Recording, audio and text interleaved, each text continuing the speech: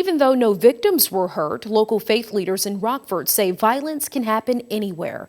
13 News' Cassandra Bretto explained what's being done to help members feel safe.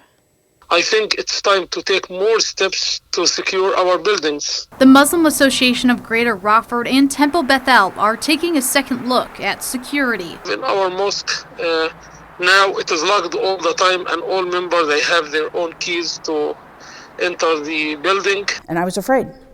I was afraid when I drove up. I was afraid when I walked in the building.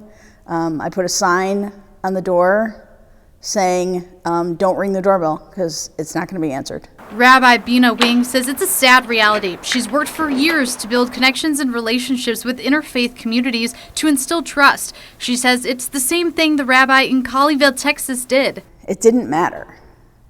It didn't matter.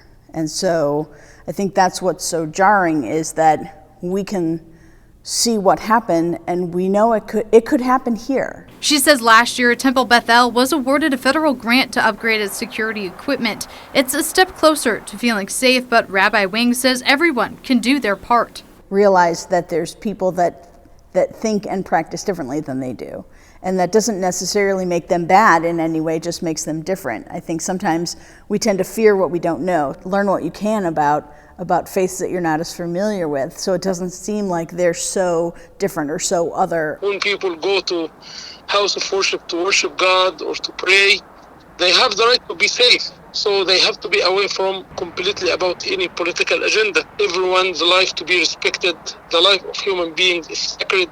Both the Muslim and Jewish communities say educating the public and providing training courses inside their places of worship can help everyone celebrate their faith safely. That was Cassandra Bretto reporting. Rabbi Wing says during the hostage situation in Texas on Saturday, the Rockford Police Department and Mayor Tom McNamara, they reached out to check in on her and her congregation's safety, as well as provide patrol for that area. Tonight,